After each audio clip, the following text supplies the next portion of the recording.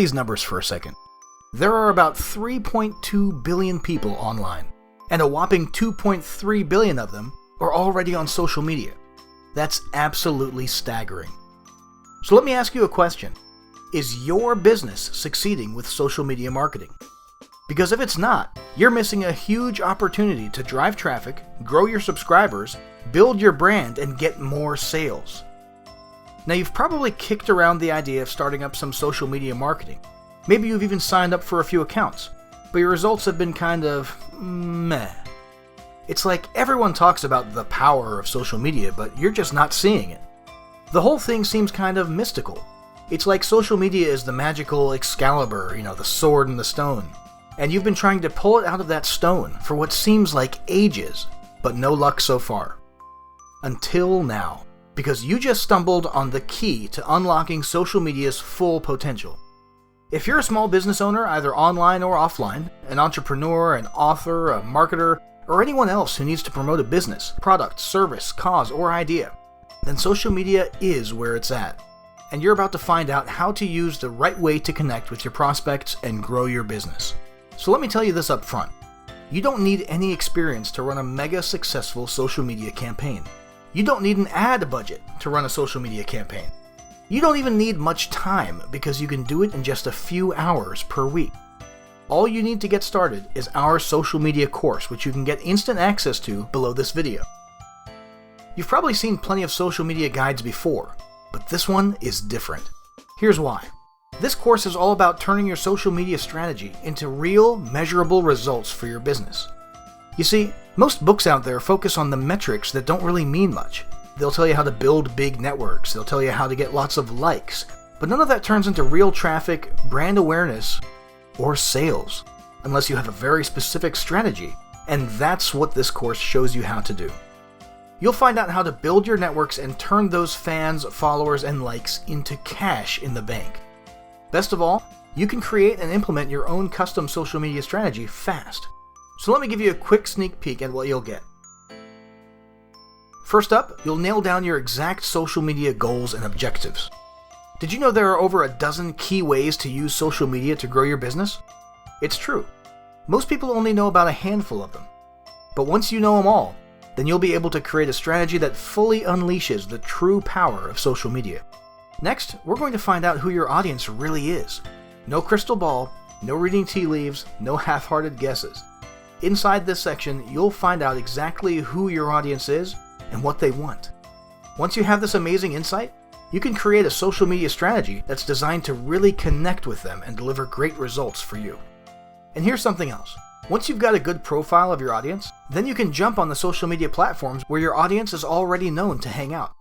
See, here's the thing. There are lots of social media sites online. Hundreds. You could start signing up for them right this moment, and it would take days or weeks to get through them all. Ain't nobody got time for that. Because you know what? Most of the social media sites won't do squat for your business. That's why this course reveals to you the 7 best social media sites on the planet, and exactly how they rate in terms of benefits such as traffic and branding. Did you know there is one platform that stands head and shoulders above the rest if you want to build your brand and establish authority in your market? Our course tells you which one it is. There's another site whose key demographic is overwhelmingly women, and it's probably not the site you have in mind. We'll show you which one it is and how to tap into that eager user base. There's still another site you absolutely need to use if you have a local business and you want to bring foot traffic into your store, and we reveal which one this is too. The course takes you on a tour of all these sites and more. In turn, you'll be able to confidently choose the right social media platforms that are a great fit for your audience and business. And that means great results on all your business metrics. Now, once your social media platforms are all set up and you're ready to roll, then you'll find out how to get the best ROI for every minute you invest in social media. You'll discover how to maximize your content and get more creative faster.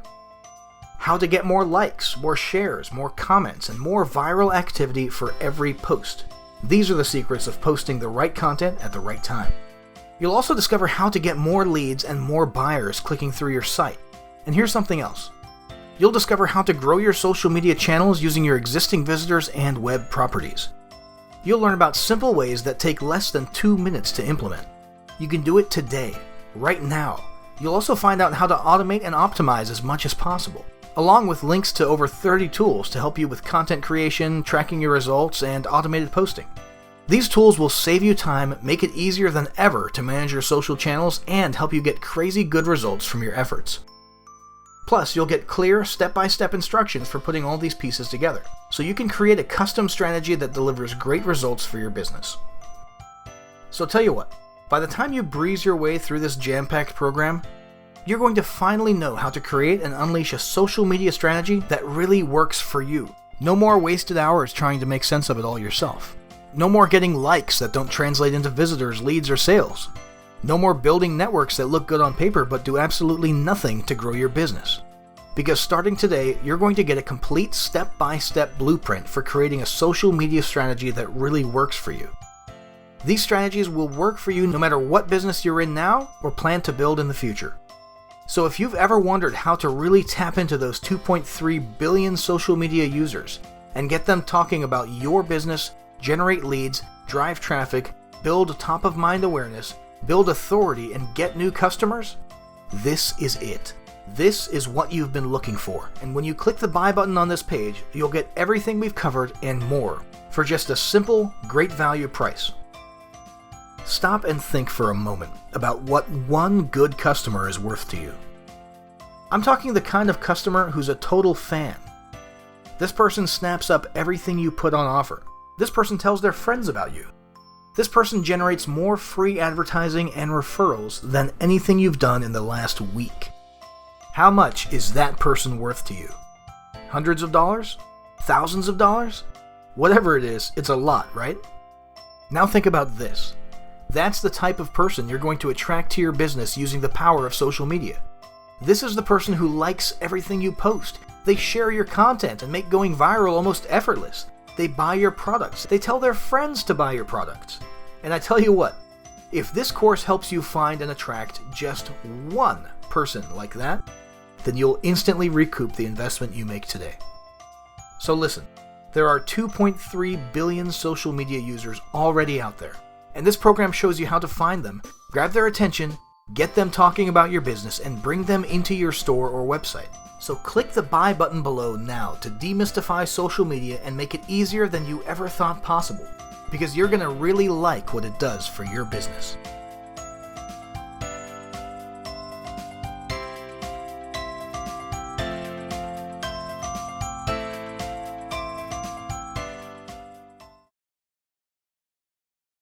Social media strategist Amy Jo Martin says social media is the ultimate equalizer.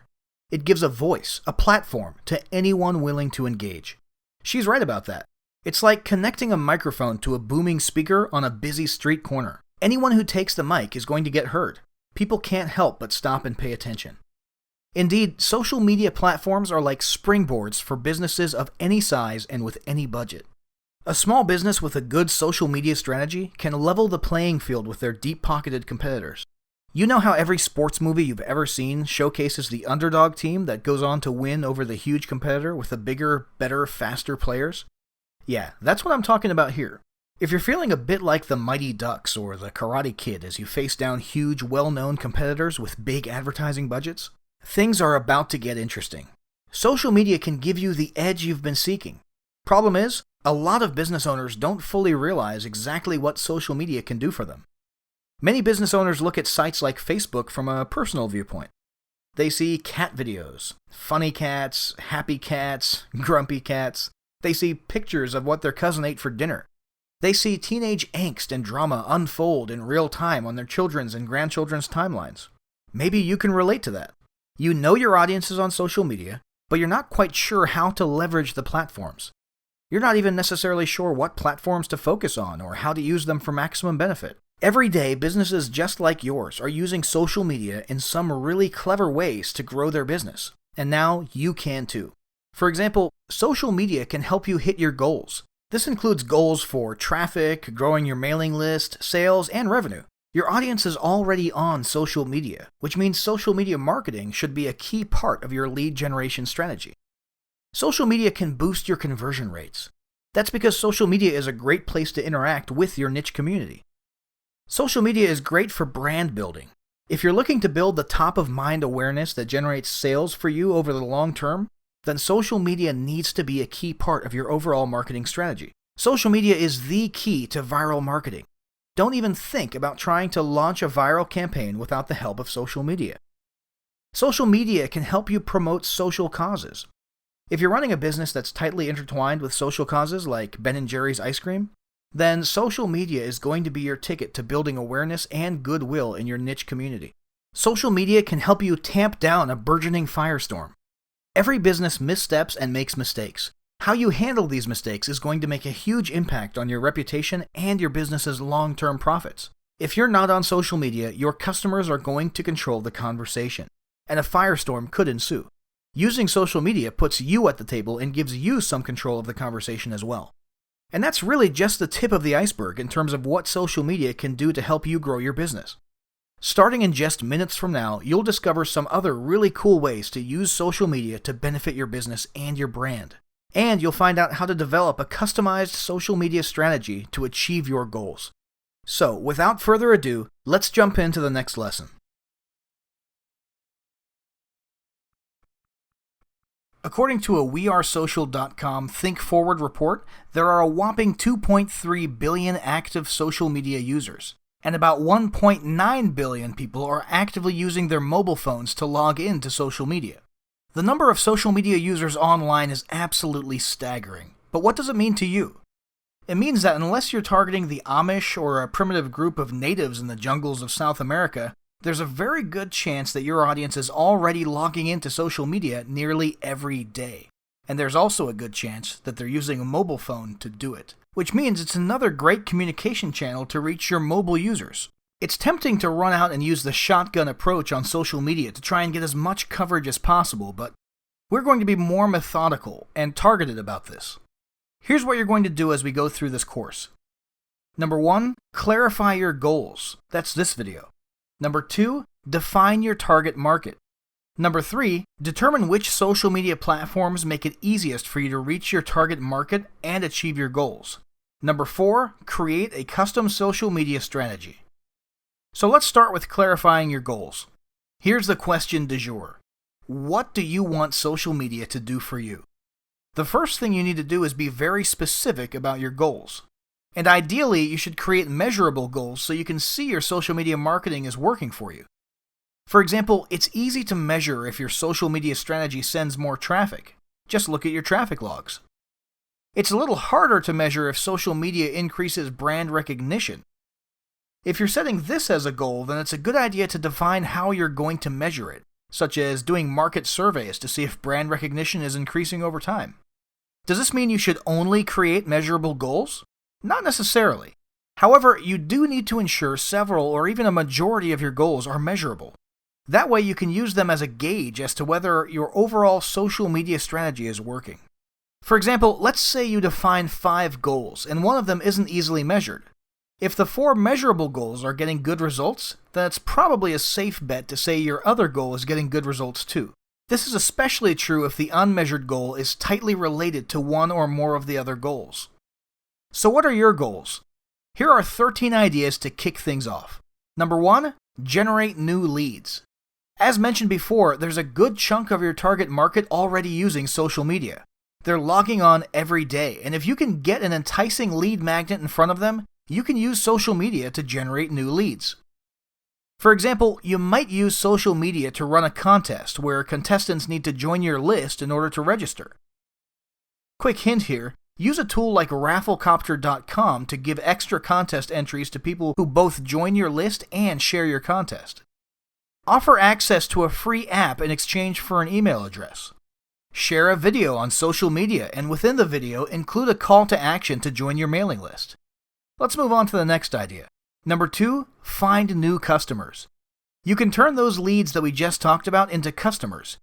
You can also directly find and convert customers using social media. But heads up, social media is first and foremost a communication and sharing channel. If you fill up social media with a lot of direct response ads, you're going to get some eyes rolling, and even some folks hitting the unfriend and unfollow buttons. You know those guys who sometimes literally stand on soapboxes in the park or on a street corner to yell about some political matter or the end of the world? A few people watch him, a few people walk by, and a few people wonder if they should call the men in white to come take the guy away. Yeah, don't be that guy on social media.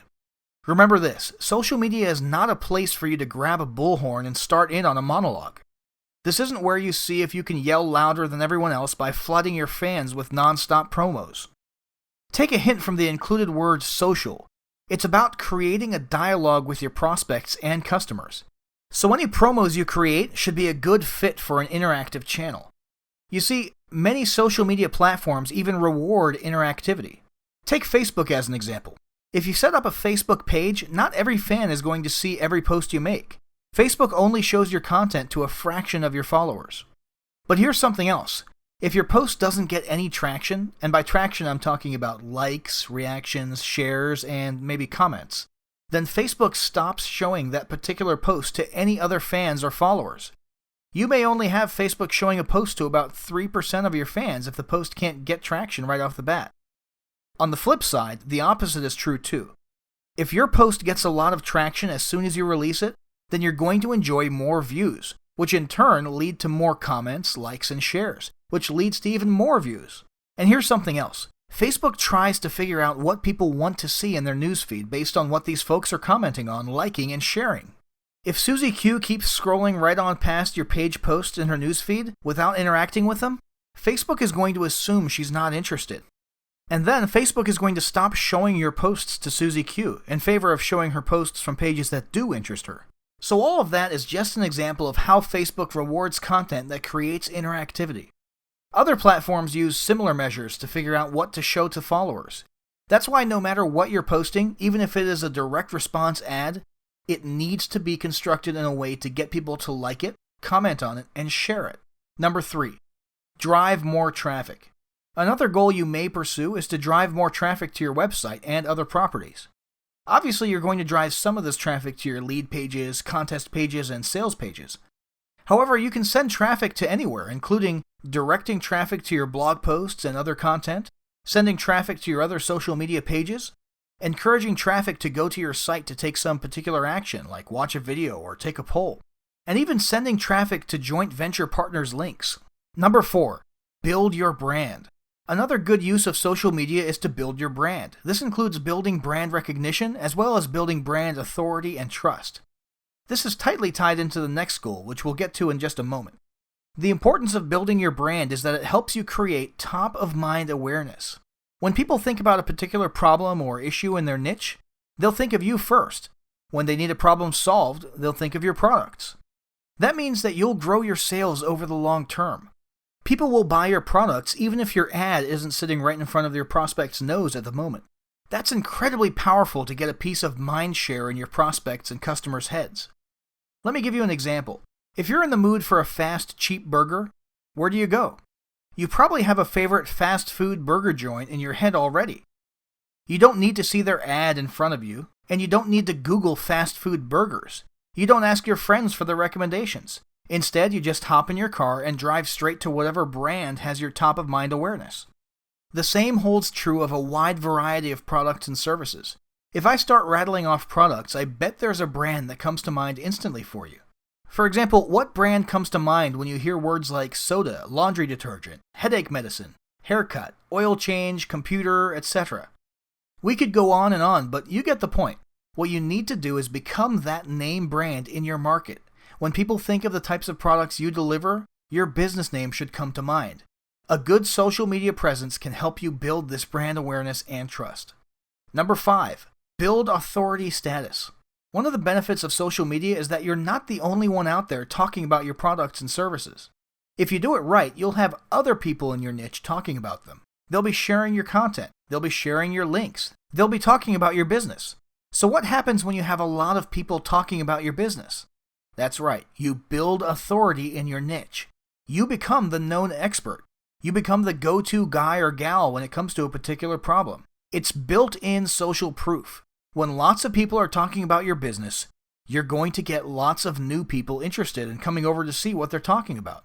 And when folks start looking into buying your products and services, you'll see your conversion rates go up because authority helps drive sales.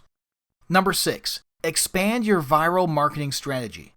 As mentioned before, don't even think about launching a viral campaign unless you're on social media. That would be like trying to launch a rocket without any rocket fuel. The whole thing would just fizzle out with an anticlimactic ending. So whether you're trying to get more traction on a shocking video or a silly meme, your social media platforms will serve as the launching pad for your entire viral strategy. Number 7. Distribute content. Social media platforms are good places to distribute your content. Think of it as one more channel in which to reach your audience. For example, you probably already send out a newsletter that includes how-to information, announcements, industry news, promos, and more. You likely post something similar to your blog. You can reach an even bigger audience by distributing this content on your social media platforms as well. Here are 2 added bonuses. Number 1, the really good stuff will go viral. Some of the warmest traffic and leads you can generate is via recommendations from friends. Number 2, this increased coverage in your niche builds authority. When it seems like a person can't tap their screen or click their mouse without running into your content, you're going to be positioning yourself as an authority and expert in the niche. Familiarity breeds contempt? Nah, familiarity breeds authority. Number 8, engage your audience for research purposes. If you're smart, you're not blindfolding yourself and throwing darts at a dartboard to make business decisions. Instead, you're doing your market research. You're figuring out exactly what your audience wants. Need a quick audience to take a survey? Hop on your social media platforms. It's a great way to gather a lot of data fairly fast. Here's a quick tip. If you don't have any social media platforms built up yet to survey, you can still get your survey out on social media. One way to do it is to partner up with other marketers in your niche and have them distribute your survey. The second way is to purchase highly targeted advertising on social media. In short, you can find out what your potential social media audience wants even before you've finished building out your platforms.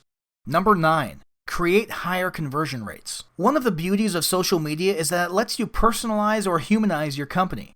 It shows your prospects that a real live human being is behind it. It lets you build real relationships with your prospects and customers. And in turn, building relationships leads to higher conversion rates. Of course, that's not the only reason that your social media presence can boost conversion rates. Here are other reasons. Building authority and building your brand boosts conversions.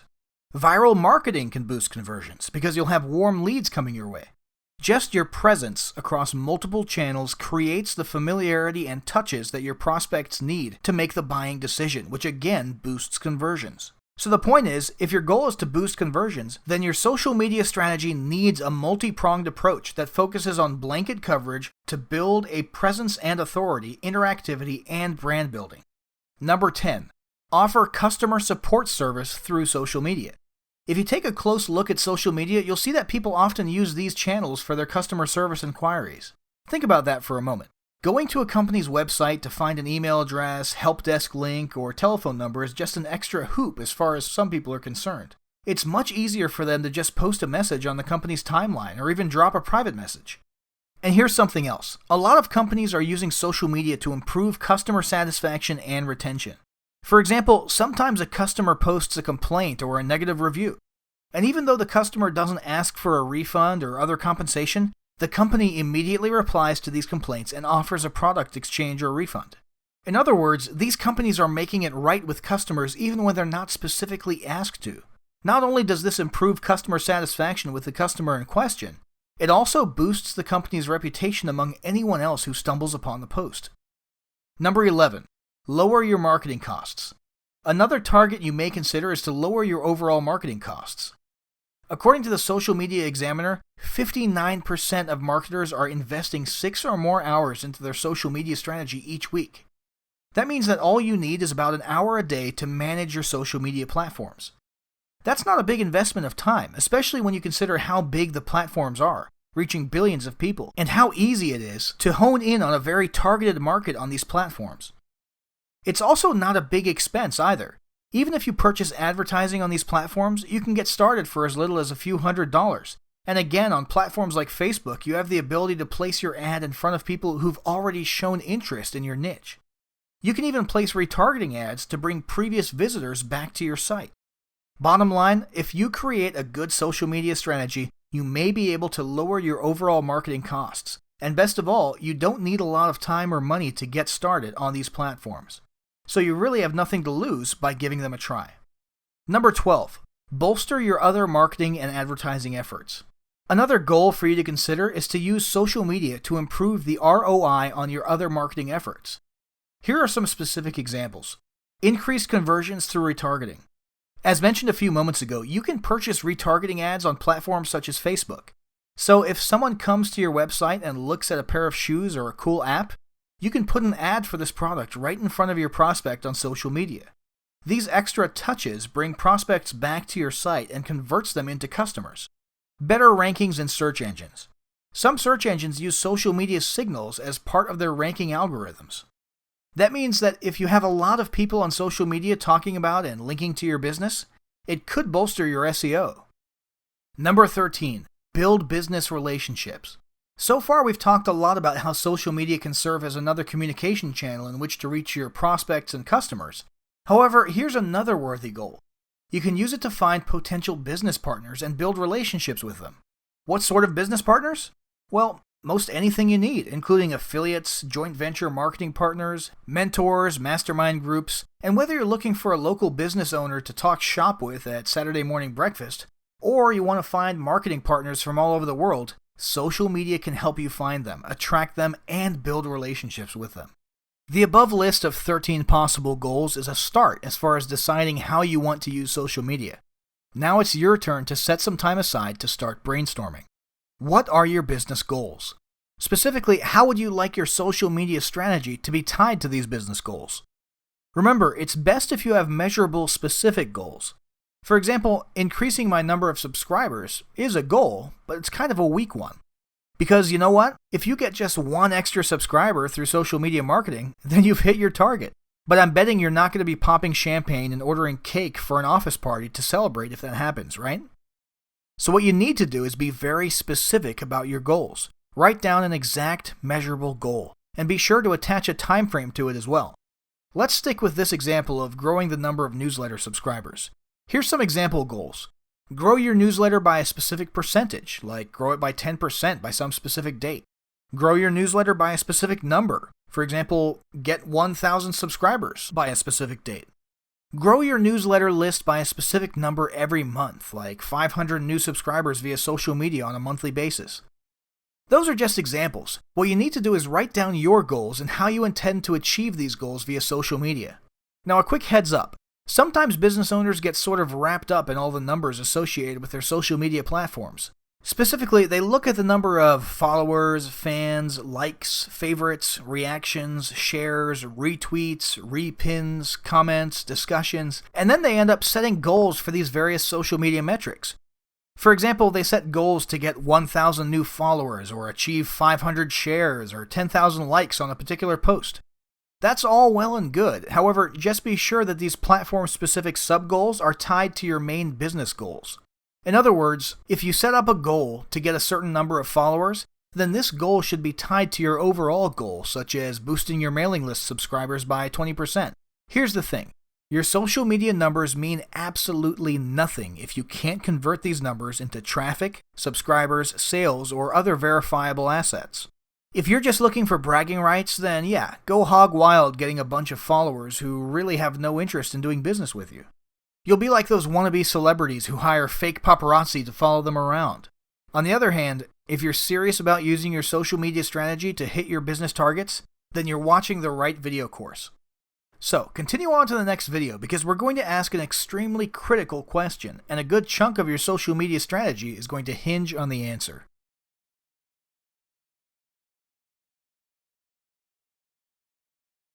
Peter F. Drucker says the aim of marketing is to know and understand the customer so well the product or service fits him and sells itself. When it comes to social media, there are two very important reasons for knowing as much about your audience as possible. Number one, it helps you determine which social media platforms to focus on. You've probably heard about the old 80-20 rule, the rule that says 20% of your activities generate 80% of the results. So we're going to figure out which social media platforms are likely to provide 80% of your results, and then focus on those platforms. Reason number two is you can connect with your audience better when you know something about them. In other words, you'll be better able to post content on your social media platforms that really appeals to your audience. Now those are two pretty good benefits, right? For the purposes of this particular discussion, we're going to focus on that first benefit, finding out who your audience is so that you can then figure out the best social media platforms to use. So how do you figure out who your audience is? If you're thinking that you'll just take a look at your crystal ball or at some tea leaves, I'm going to nix that idea right now. We're going to be a bit more methodical about this. This is a two-part process. Step 1, do some market research. Step 2, profile your market based on this research. Now let's look at these two steps in more detail. Step 1, research your market. With any luck, you've already done some of this research as part of starting up your business. If not, now is a good time to start. Here are some of the steps to take. Step 1, survey your market. The first thing you can do to learn more about your target market is to simply survey them. This gives you a chance to find out about the market demographics such as age, income level, education level, where they live, gender, career, job, marital status, children, and so on. You can also learn a lot about what sorts of problems your market has and what types of solutions they've tried. Why is this second part useful? Because if you know what your market wants and needs, then it's easier for you to create content and apps that will appeal to them on social media. Here are a few tips for surveying your market. Get a random sample. If you sample people who all congregate in one place, then you're not going to get a truly random sample. For example, if you survey dog lovers who attend dog expos, then you'll have a good survey of dog lovers who attend expos. But this sample is not necessarily representative of all dog lovers. In fact, you may find that expo-attending dog lovers are very different from those who don't attend expos. So your survey results would be skewed. Instead, what you need to do is gather surveys from as many sources as possible. For example, send surveys to your own prospects and customers. Get a phone list of people in your market and call them to survey them. Distribute an online survey on niche-relevant forums, social media groups, and other communities. Get your joint venture partners to help you distribute your surveys. Send surveys in the mail to a targeted list. Take out advertisements to promote your survey. A quick tip here. Be sure to make a notation as to where each survey was collected because there may be differences in these various collection methods and groups. Beware of bribes. A lot of marketers who distribute surveys reward people who take the survey, such as by giving them a niche-relevant app, book, or other incentive. However, be careful about bribing your prospective respondents in this way. That's because people who take surveys to get rewards may be fundamentally different from the rest of your audience. Instead, even the reward itself can skew the results. For example, if you offer a book on a particular topic, then you're going to attract a segment of your target market that's particularly interested in that topic. This segment may not fairly represent your overall audience, so you'll end up with skewed results. Ask open-ended questions. Sure, for a lot of the demographic questions, you might offer multiple choice options. However, when you get to the questions about problems and solutions, it's a good idea to ask open-ended questions. This gives respondents an opportunity to provide answers that you may not have thought of. However, heads up. Avoid leading questions. One of the big factors that can really skew survey results is if you ask leading questions. As the name implies, these are questions that naturally lead people to the answer in a certain way. For example, let's suppose you're catering to a weight loss market, and let's suppose you ask a question that refers to unattractive fat. For example, why do you want to lose that unattractive excess fat? Well, here's the thing. The person responding to the survey may not see fat as being unattractive. Perhaps this person is losing weight for health purposes, not vanity purposes. So now you may have just lost a chance to find out that your market is losing weight for health, not vanity, because a leading question skewed the results. That would have been an important thing to know about your market. So the point, be sure you're not injecting your opinions and values into your survey's questions. It's a good idea to have at least one or two other trusted people go through your survey questions to be sure you're not asking leading questions. And now for the next market research step, research the demographics. In many cases, there are other companies, university-funded researchers, and other organizations that have already collected a large amount of data on your market, and they're sharing it freely online. All you have to do is go to Google or Bing and search for your niche along with a search term such as demographics.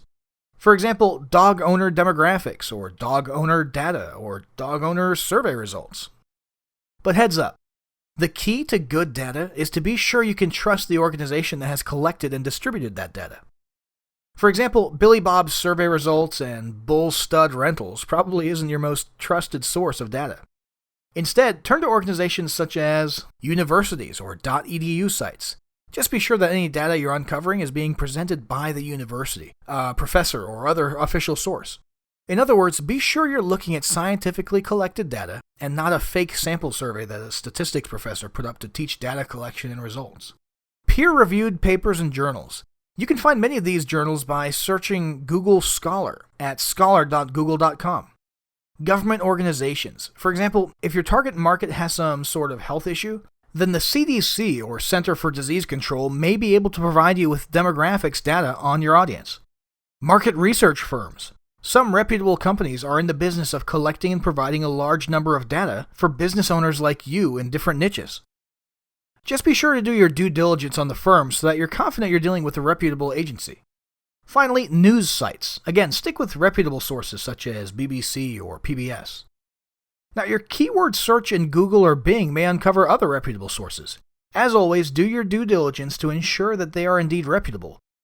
And no matter where you get your data, check to find out how that data was collected. This will help you uncover potential bias or skewed results. Next up, check with Alexa. Many people use Alexa.com to get a sense of how much traffic a site gets relative to other sites in a niche. At least in relation to those who've installed the Alexa toolbar, which may be a skewed sample. However, Alexa also provides some rudimentary demographic information on web visitors, such as their browsing location, education, and gender. Tip: if you use this method, search multiple sites in your niche to ensure that the demographic information is pretty uniform across closely related sites. While you shouldn't use Alexa in isolation to determine anything about your market, you can use it to confirm the results you've gathered from other sources. Next, use a quick and dirty method. Facebook has an incredibly targeted ad platform which lets you narrow or broaden your audience on a large set of demographics and even behaviors. Thus, you can use this ad platform to get a quick and dirty idea of the demographics of your market. Tip: just pretend like you're going to place a Facebook ad. You don't need to go all the way through the payment steps. Just go into the ad manager far enough to play with the audience demographics. For example, let's say you're J.K. Rowling and you want to know who's reading your Harry Potter books. What you do is you go into Facebook Ad Manager and select people who've shown interest in Harry Potter. Facebook will show you the size of this audience. Then you can start narrowing by demographics such as age, gender, and country. For example, let's imagine you start with an audience of 1 million. Then you narrow it by females only, and you have an audience of 700,000. That tells you that 70% of people who are interested in your topic are female. Or more specifically, 70% of the people on Facebook who are interested in this topic are female. That's an important distinction, as some platforms are more skewed towards one gender or the other. So this may seem a bit circular in that you're trying to figure out which platform is best to focus on, and yet you're using one particular platform to do some of your research. But it's well worth the effort since there is so much information to be gleaned. Also, this is why it's important to not use this method in isolation. I mean, it's great if you later find out that your audience is likely to congregate on Facebook, but it's not as useful if there are actually very few members of your target market on Facebook, as the results may be skewed somehow. Other methods. So what we've talked about above will give you a good idea as far as the demographics of your audience. For now, we're focusing on this because we want to figure out which social media platform your audience is most likely using. However, you may want to do additional market research beyond demographics to better understand your audience. As mentioned previously, this will help you with your overall social media strategy. When you have a good understanding of what your market wants, then you'll know what kind of content to share with them. Here are some additional tips for gathering information beyond demographics. Eavesdrop on your market. While you can certainly do this both online and offline, the easiest way to do it is online. Specifically, follow the communities in your niche, such as forums, blogs, and groups, to find out what your market is talking about. Take note of which topics get a lot of discussion and which ones seem to come up repeatedly. These hottest topics are good potential content to post on social media. Become a part of your market. The idea here is to not merely lurk in the corner, but actually get out and do what your market is doing so you can truly understand their joys and pains. For example, if you're catering to golfers, then take up golfing for a few weeks. Go to the country club, hang out with the other avid golfers. If you're serving people who want to lose weight, then get on a diet yourself. Attend weight loss meetings, go to the gym, discover for yourself the problems, the solutions, the pains, and the joy of losing weight. In other words, there's no better way to truly understand what your market goes through than to experience it for yourself. Read product reviews. Finally, one good way to get some insight into how your prospects and customers think is by reading product reviews on sites like Amazon. You'll find out what your market really wants, what's lacking in current solutions, and you'll even get some insights into your market's pains and joys. So at this point, you'll have a whole semi-truck load of data. Now we can move to the second step of this process. Step 2. Profile your market. This step is simply about writing down everything you know about your target market. What you want to do is picture your ideal prospect. This is who you want as your customer and who you want in your growing audience. Hint: everyone is not the correct answer. If you try to appeal to everyone, you'll end up appealing to no one at all. So use the data you've collected to create a snapshot of your ideal customer, then write down everything you know about this person, including gender, age, income, highest education level obtained, career information, where they live, housing situation, marital status, children, political views, religious views, hobbies, percentage of income spent on hobbies, where they go on vacation, their problems, what sorts of solutions they've tried, their desires, how they access the internet, how or if they use smartphones, other technology they use, what sort of social media they use and how often. Once you have all this information in hand, then you can move on to the next major step, which is to compare your demographic data to the demographics of major social media platforms. This will let you know where to put your focus.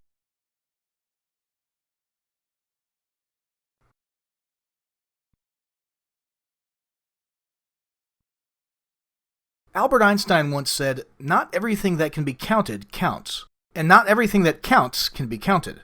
If you really start looking around online, you'll quickly discover that there are hundreds of social media sites. You could immerse yourself in signing up for those sites starting today and not come up for air until several weeks from now. But you know what? Most of them are a waste of your time.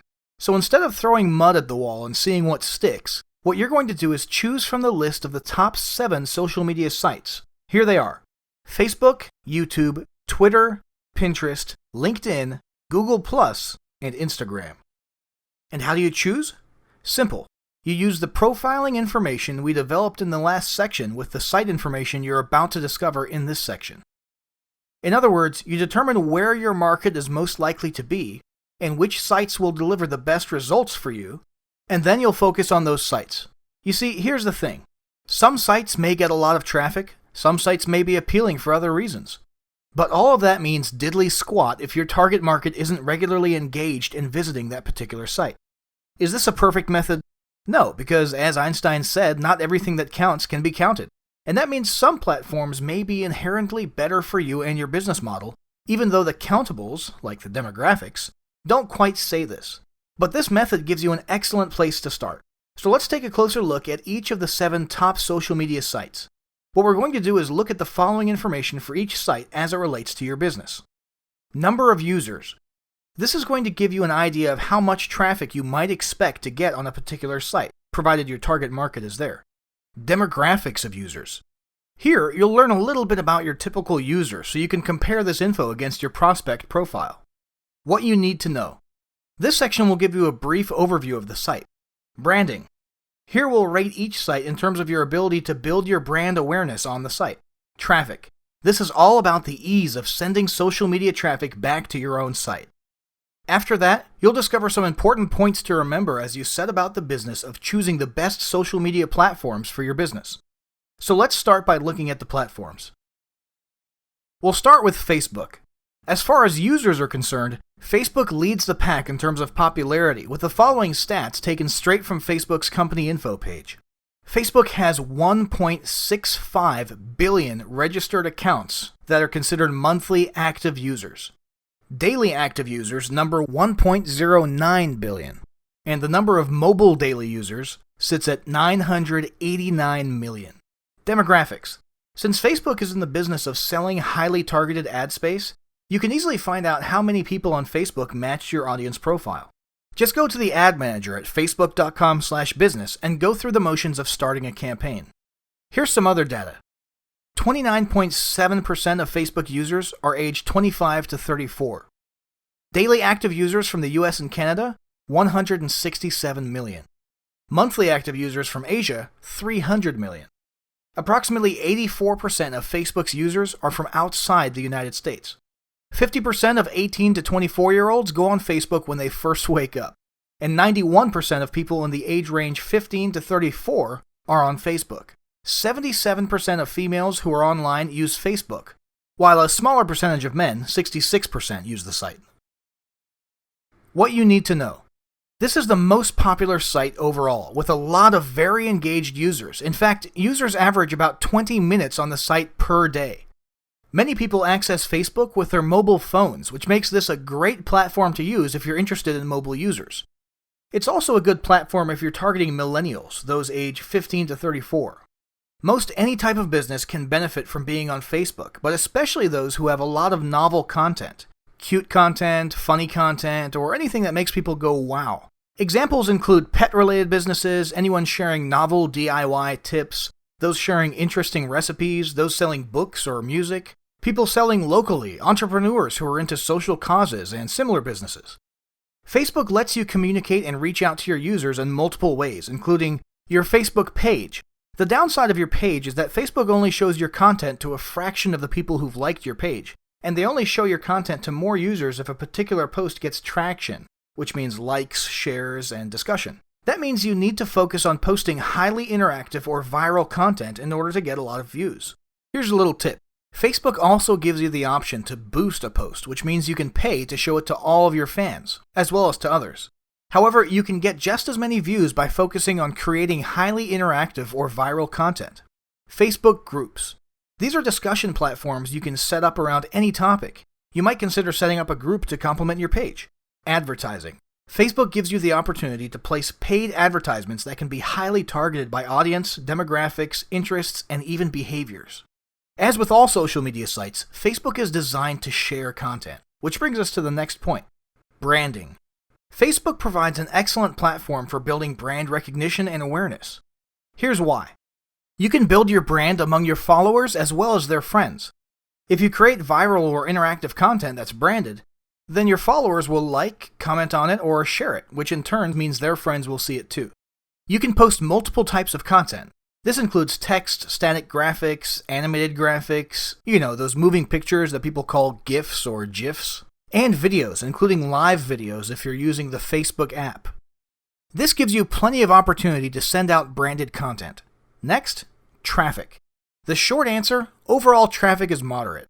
In other words, don't expect a lot. The long answer, Facebook does give you plenty of opportunity to send traffic back to your own site, including but not limited to sharing your web link in the About section of your page, directly sharing content links with your fans, posting links embedded within your content, such as links within graphics or videos, and letting you create a tab on your page with a newsletter sign-up, offer, or link. However, when it comes to sharing content, our experience is that users tend to be willing to share content that's already on Facebook.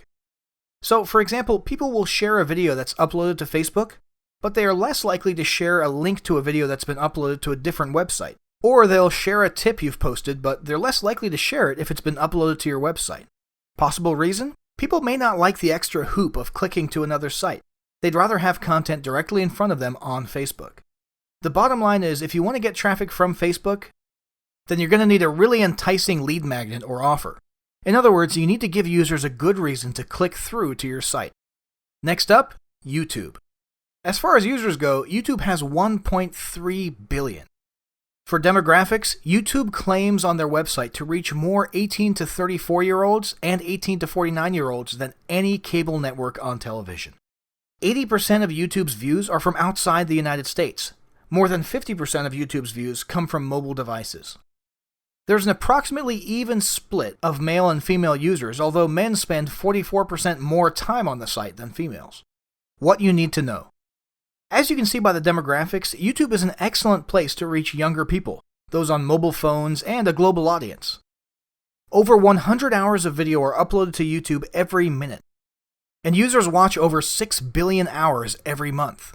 Point is, users are highly engaged, and that makes YouTube a great place for a wide variety of business owners, especially those with unique products or gadgets, since you can do product demos, trainers, coaches, and anyone who can provide instructional content to their market. It's also a good place to share industry news, make announcements, and build awareness about social issues tied to your business. Branding. YouTube is a very good place to increase brand awareness in your niche. That's because you can create a channel on the site and then brand every video you put out. You can even redirect viewers to watch your other videos. This works for pretty much any sort of business. However, this works particularly well for businesses that are represented by a strong personality. In other words, if you are the face of the company and you are not afraid to get in front of a camera, then YouTube is a good place to build brand awareness. Of course, you getting in front of a camera isn't absolutely necessary. Another way to create brand awareness is to create a series on your channel. One example is Blend Tech, which makes premium blenders. They have the Will It Blend series, where they put a variety of odd stuff such as iPhones and credit cards into a blender. Not only does this series increase brand awareness and showcase the strength of the blenders, these videos have also gone viral, which brings us to the next point. Traffic. The short answer? This site provides a moderate benefit as far as getting traffic back to your site. However, if you're doing search engine optimization or SEO, then being on YouTube can boost these efforts. The long answer? One of the big advantages of YouTube is that any videos made public are readily accessible to everyone, even people who aren't members of YouTube. These videos are also easily found in the search engines, especially Google since YouTube is owned by Google, which means it's important for you to include relevant keywords in your video descriptions. Secondly, YouTube is known for housing viral videos. People are very comfortable sharing YouTube links on social media via email and elsewhere. That's why it's a good idea to post your viral content on YouTube. So that means the traffic coming to your actual video might be very large, but don't expect a large number of these visitors to convert to click-throughs to your website, unless you're offering something absolutely irresistible. In fact, here's a quick tip. Try splitting one of your more popular videos into 2 parts and put part 2 on your own blog or website so that interested parties have to visit your website to see the second half. Next up, Twitter. Twitter has 320 million users, with 120 million unique monthly visitors. As for demographics, there are over 65 million Twitter users in the United States. The Asia-Pacific regions account for about 30% of users. 38% of 15 to 34-year-olds use Twitter. 24.6% of verified accounts belong to journalists. 25% of all males online and 21% of all females online use Twitter. What you need to know. Twitter is a microblogging site which is all about people sharing quick bits of information that are 140 characters or less. While you can certainly share pics, videos, and links on the site, its focus remains on text posts. As you can see by the demographics, this site is about sharing news quickly. If there is a breaking news story in your niche, get on Twitter and share it. If you're making a company announcement, share it on Twitter. You may even want to network the journalists who cover your niche, which could give you an in for coverage when you share news and press releases. If you position yourself as an expert, you might also be the one they call when they need to get a quote from someone. You may also find Twitter useful for networking with other like-minded business owners in your niche. In other words, it's a good place to find potential joint venture partners. Finally, bloggers, authors, and businesses related to news or media will get a lot of benefit by being a part of Twitter. Branding. Twitter ranks as moderate to high usefulness in terms of branding. In particular, this is a good place to establish some authority in the niche, especially if you're in the news-related industry. For example, if you're a political blogger, then Twitter is a good place for you to be. As people retweet your posts, you naturally gain authority. However, small businesses may find some branding benefits too. According to Twitter, 50% of the people who follow small businesses on Twitter have shopped on the business website. What's more, 60% have purchased a product because of something they saw on Twitter. Point is, you can establish a presence, build authority, and build trust, which will in turn help drive sales. Traffic. Twitter's traffic potential depends on how you use it. For news and media types such as bloggers, the traffic potential is high as people click through to read a full news story. For other types of businesses, you can expect low to moderate amounts of traffic. As emphasized above, people come to Twitter to get news and share information quickly. That means if you're rolling out an average promo for an average product, you're unlikely to get much traffic from Twitter. People don't come to Twitter wanting to see promos filling their feeds. However, if you're tweeting updates about late-breaking news in your niche, complete with a link to your blog for the whole story, then you can expect to get more traffic. Bottom line, if you're looking for traffic on Twitter, then your best bet is to get into the conversation about industry news early and offer a unique spin on it if possible. That's enough for now. Take a moment and look back over these stats, and then move on to the next video, where we'll be looking at the remaining social media platforms. Welcome back. So in this video, we'll be looking at the remainder of our top 7 social media platforms. Let's have a look at Pinterest. Pinterest has 100 million users. As for demographics, 16% of all men online and 44% of all women online use Pinterest. About 71% of Pinterest users are women, but men have started using it in growing numbers over the past couple of years. According to Pinterest, the male-female split is even in countries such as India, Korea, and Japan. 37% of people age 18 to 29 use the site, and 36% of people age 30 to 49 use the site. 75% of users access Pinterest on mobile phones, according to the company. What you need to know. Pinterest is primarily a graphics-driven site, where users pin graphics on boards that they've created. For example, someone might create a chicken recipe board and then pin pics of recipes. Users then click on the links to get more info. Pinterest is primarily used by women, so it's a good platform if you have visually based information to share with women. For example, this site is a good platform for wedding planners and associated businesses, anything dealing with home remodeling or design, cosmetics and hair, recipes, pets, and similar categories. One benefit is that Pinterest lets you create group boards, which means you can team up with others in your niche to create boards. For example, if you run a florist business, you might team up with a wedding gown seller to create a wedding-themed board. You can then work together to build each other's traffic, followers, and even brand recognition. Which brings us to branding. This is a good site for branding, as you can brand all your images before pinning them. If you create novel or funny images, or you have good content behind those images, like recipes or good offers, then you'll get people repinning them. This helps increase brand awareness all throughout your niche. Traffic.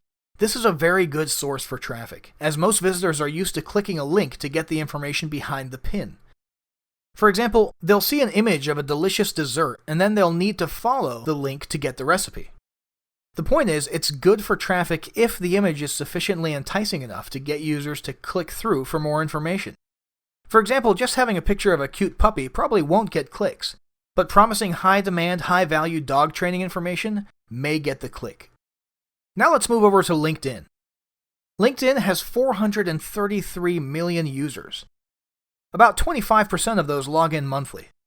Demographics. 128 million users are from the US, 35 million are from India, 25 million are from Brazil, 20 million are from China, 20 million are from the UK, and millions more across Europe, Canada, and elsewhere.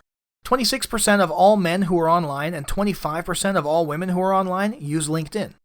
22% of 18 to 29-year-olds use LinkedIn, 30% of those ages 30 to 49 use it, and 26% of people who are 50 to 64 use it. About 40 million college students and recent college grads are on LinkedIn, and this is their fastest growing demographic. What you need to know. LinkedIn is primarily for professionals, entrepreneurs, freelancers, authors, business-to-business professionals, business owners, and similar people who want to network to find better opportunities. If you target any of these groups, for example, if you're a freelancer providing professional services to business owners or you sell B2B products, then this is a great group to use. It's also a very good place to find potential joint venture partners to grow your business. Branding. LinkedIn offers a moderate benefit as far as business branding.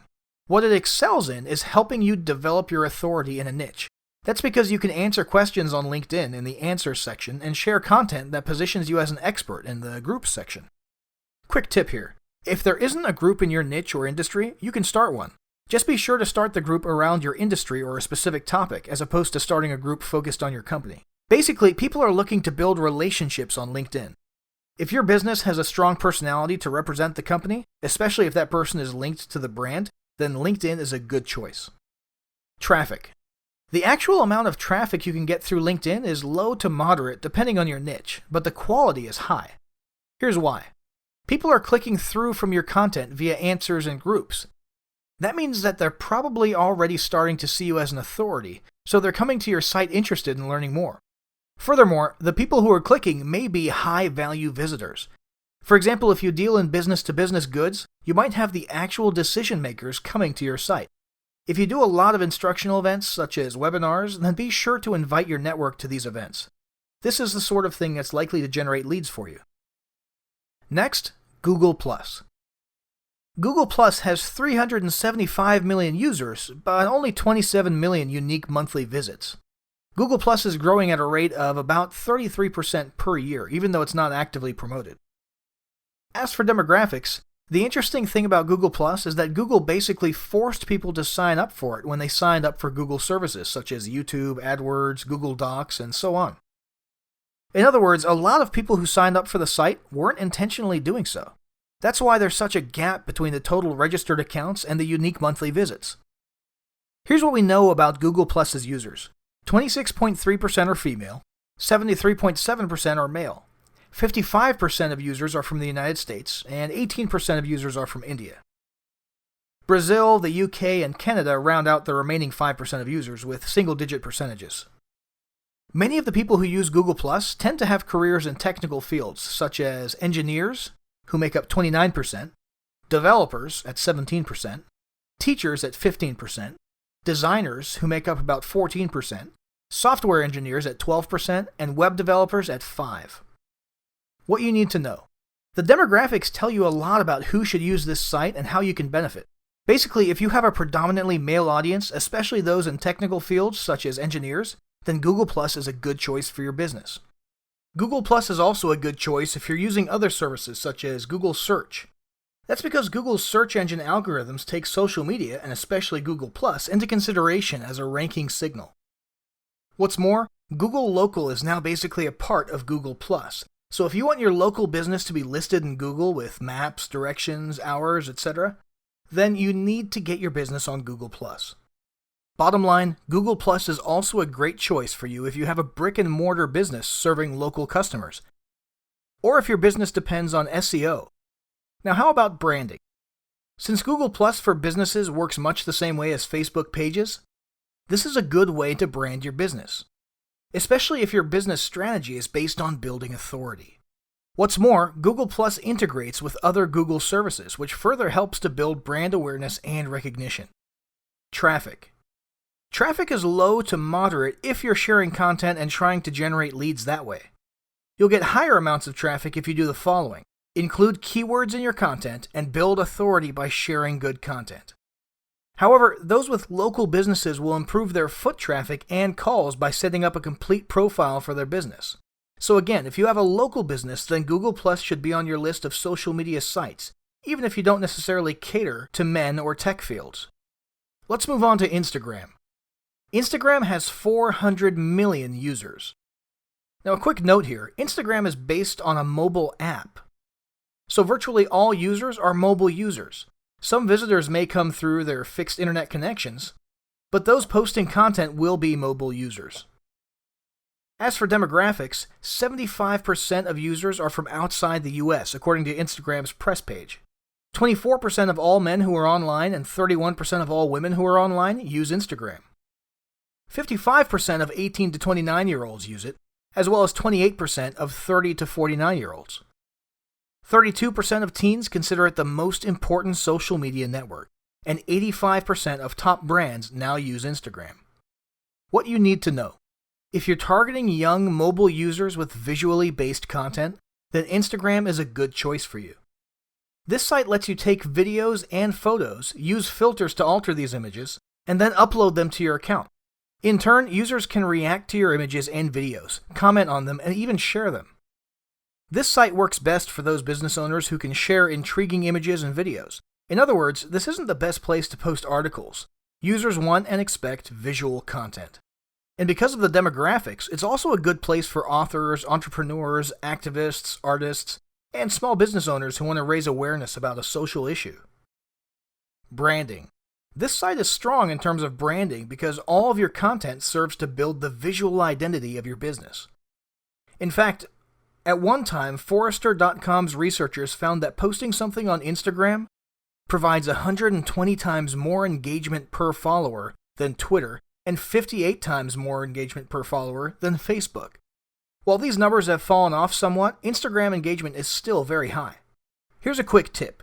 Be sure your branding strategy is well thought out and in place before you use Instagram, as your Instagram account is going to be beneficial in building your brand.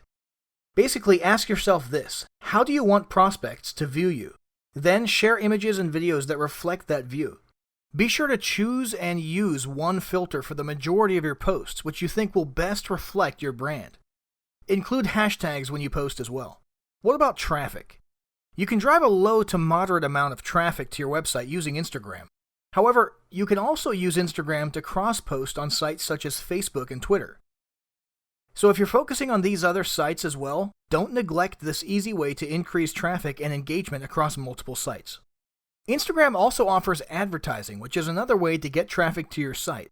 However, you may find that the ad platform, just like the rest of Instagram, serves you better in terms of branding as opposed to direct traffic. So you've just learned a bit about each of the main 7 social media platforms. So now it's time for you to choose which ones to focus on. Keep these 3 tips in mind to optimize your strategy. Start with 1 or 2 platforms. You don't want to spread yourself too thin, nor do you want to waste time building platforms on sites that really won't produce good results for you. That's why you need to focus on just 1 or 2 sites to start. So pick your top 2 based on your customer profile and your business goals. For example, if you're targeting young people and your main concern is branding, then Instagram is a good place to start. Or if you're targeting professionals for branding and networking purposes, then LinkedIn would be a great platform.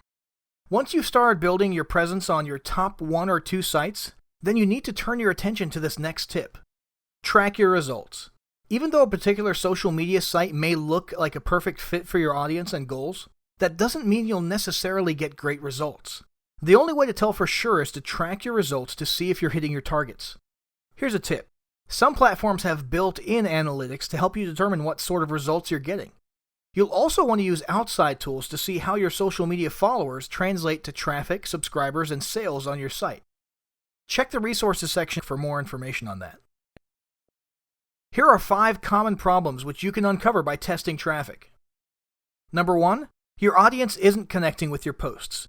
You'll need to test different kinds of content in different formats. For example, test funny content, promos, articles, and controversial content. Also, test different formats including infographics, videos, memes, text posts, and so on. Number 2, you're overposting or underposting. Posting too much can turn people off if you're filling their news feeds, especially if your content isn't connecting with them. Posting too little lets people forget you and decreases your brand awareness. Number 3, you're over-promoting or under-promoting. Promote too much and people feel like all you do is advertise. But on the flip side, if you don't offer a special discount or announce new products on social media, some people will wonder why they should even bother following you if there's no incentive. Number 4, you're not using strong calls to action. If you want people to do something specific when they see a post, then explicitly tell them to like it, share it, or comment on it. Number 5, you're posting on the wrong platform. Perhaps your audience isn't engaged on this particular platform and you'll get better results by focusing elsewhere. If you're getting lackluster results, you'll want to experiment on other platforms as well. And finally, make it easy on yourself. When you look at some business accounts on social media, it looks like they put an incredible amount of work into it. It might even look like they've hired a dedicated social media person just to post content to a platform. A big business with deep pockets and an owner who has never read this book might be doing exactly that. Who knows, they may have an entire team of sleep-deprived, caffeine-driven social media interns who post and interact all night and all day on these sites. But the good news is that you can get a lot done without working around the clock. All you have to do is use the automation tools that you'll find later in this course. These tools make creating and posting content a snap. You can even post to multiple platforms with just one click of your mouse, so be sure to check out those tools in the recommended resources section just a bit later on. So at this point, you know what your goals are, you know as much as you can about your audience, and you know which platforms are good fits for your audience and your goals. You should now set up your accounts on 1 or 2 of your top social media sites, being sure to fill out the profiles completely and post some content to kick things off. Then, come on back for the next lesson where you're going to discover how to maximize your social media strategy.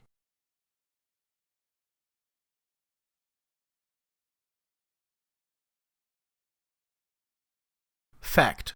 According to globalwebindex.net, the amount of time people spend on social media each day has been steadily increasing over time.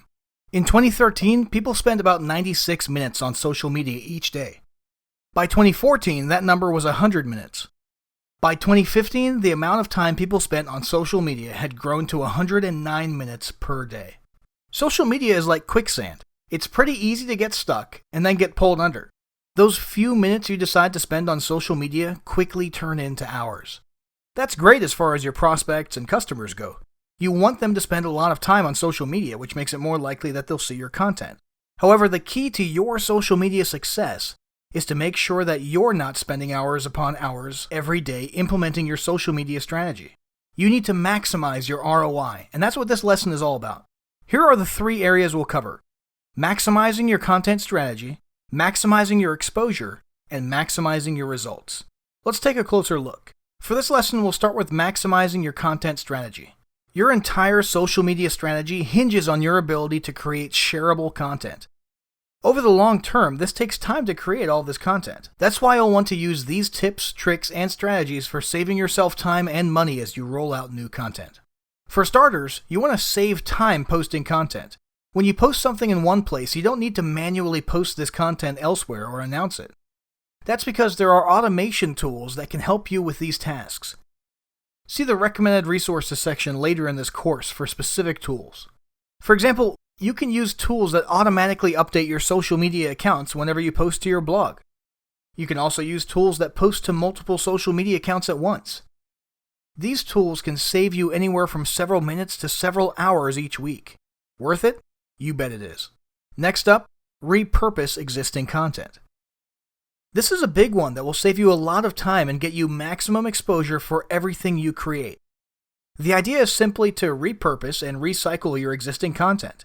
In other words, reuse it so that you don't have to start from scratch each time you sit down to create a piece of content. The good news is that there are a lot of ways to do this. You can even use multiple methods to really maximize the use you get out of each piece of content. So this is a simple 2-step method. Step 1, find suitable content, and Step 2, repurpose the content. Let's take a look at each step more closely. Step 1, find suitable content. The key to this step is to repurpose some of your best and most popular content. You see, some folks look at their content that's not doing well and they decide to try and get more mileage out of it. But if the content didn't perform well the first time, it's probably not going to do too well the second time you use it either. That's like taking the milk out of the fridge, smelling the stench of rotten milk, and then putting it back in the fridge. Spoiler alert, it's not going to improve with time. There are exceptions to that rule, of course, but if you want to make the most out of your content, then start by recycling content that's already proven to be popular. Remember, getting traction on social media depends on your content getting likes, comments, shares, and other interaction. So you need to be rolling out content that you're certain will do well. Here's where to find it. Number 1, search your blog. Check your blog archives for popular content. Generally, this is content that possesses one or more of these characteristics. It gets a lot of traffic. This could be traffic from search engines or traffic from backlinks. It generated a lot of discussion. Relatively speaking, which posts generated a lot of comments from multiple people? These are potential posts you'll want to repurpose. And finally, it enjoys a lot of backlinks. In other words, other people like the content so much that they shared it on their blogs or on social media and elsewhere. Number 2, look for popular social media posts. If you're already posting on social media, then your existing posts are good places to cull content for recycling. Here's a tip. Whenever one of your social media posts gets a lot of traction, take note of which post it was. Keep these lists of posts in a handy place so you can pull them out and quickly repurpose one of these posts anytime you need to create content. Again, what you're looking for are posts that show evidence of being popular. This includes a lot of likes, shares, reactions, and comments. Number 3, browse your community posts. Do you post in other communities online? If so, these are all sources for potential content. Examples include guest content that you've created for other people, comments you've made on other people's blogs, comments you've made on other people's social media pages, posts you've made in groups, such as Facebook or LinkedIn groups, posts you've made on niche forums, and any other content you've created and shared on other people's sites and web properties. Number 4, check out your products. Do you sell books, videos, and other information products? Then browse through your most popular products to determine what topics, modules, chapters, or sections are likely the most popular among customers. These are all pieces of content you may consider repurposing. Here's a tip. Don't forget to consider items such as lead magnets and products in other formats, such as webinars as well. Number 5, look in your newsletter archives. Do you publish an online newsletter?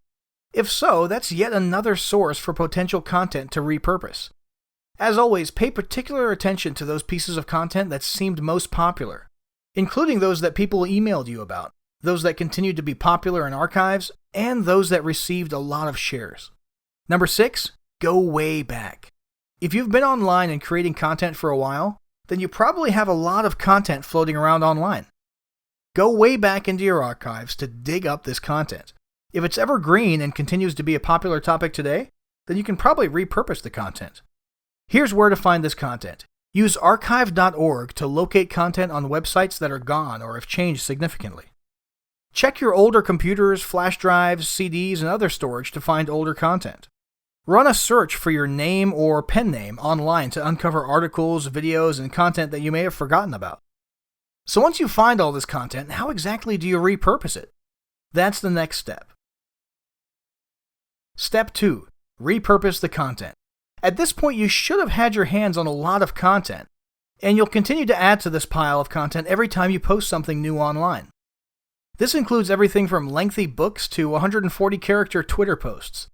Here's how you repurpose it. Number 1, turn content into a different format. Just because content is in one form, such as text, doesn't mean it needs to stay in that form. You can and should convert your content to multiple forms. For example, turn a text article into an infographic. Turn an infographic into an article or a video. Overlay an interesting quote or statistic on an image and turn the whole thing into a shareable graphic. Transform text content into a video. Turn a video into text content. Convert an audio into text, or convert an audio into video.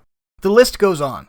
We could go through all the combinations, but that would start feeling like you're watching paint dry. The point is, you can turn any type of graphic, text, audio, or video into any other suitable format. Number 2, break down bigger pieces of content. You'll notice that we talked about big pieces of content, like entire books, a few moments ago. But that doesn't mean you need to share huge pieces of content. Instead, what you can do is browse through your lengthy pieces of content to locate excerpts and snippets that would work well on social media. For example, dig out short quotes, tips, tricks, and statistics to post on Twitter. Pull an excerpt out of a report or article to answer a question in a Facebook or LinkedIn group. Take excerpts out of charts, infographics, illustrations, or other graphics to share on social media. Break out excerpts to turn into short video clips to share on YouTube. Those are just a few examples. Again, you can do this in a multitude of ways. Just put your thinking cap on and get creative. Next up, compile multiple pieces of content. Still, another thing you can do is combine content to create something entirely new. For example, let's suppose you've posted a popular rant on your blog as well as a related article to share tips. You can combine these two pieces of content to create something new. You might even put it into a different format, such as an infographic or video. Next, modify content lightly. Still, another way to repurpose content is to modify or expand on what you already have. For example, let's suppose you have an article with the top 10 tips on some topic. Obviously, you could post the short tips as is on social media. Another option is to excerpt out each of the 10 tips to create 10 social media posts, and then expand on each tip slightly to add value and to create something unique. It's a great way to quickly create a lot of content fast. So recycling content is a great way to maximize your content strategy. Here's another way. Outsource the task. If you don't like creating content, if you don't have time to do it, or if you simply don't do it very well, then have someone else do it for you. You can delegate the task to someone else on your team, or you can outsource it to a competent freelancer. Check out freelancing sites like elance.com or upwork.com to find freelancers, but be sure you're hiring competent professionals. Finally, keep an eye out for ideas. Once you open your eyes and start looking around, you'll find post ideas everywhere. You'll see popular topics on other people's blogs, a comment will give you an idea, even a product review will give you an idea. Be sure to write them down whenever you see them, as this saves time later when it's time to brainstorm posting ideas. Here's a quick tip. You might use a clipping app like Evernote, which lets you quickly and easily clip content online and add a note to it and save it to your ideas folder. So here's a quick recap. Social media marketing begins with creating content, and savvy marketers are always looking for ways to maximize their content strategy. You just discovered our favorite ways to create more content faster than ever to save time and money. Once you have your content in hand, then your next task is to maximize exposure to this content. And that's what we're covering in the next lesson.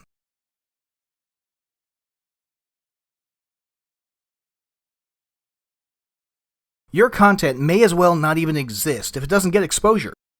This means you need to post it at the right time, when your target market is online.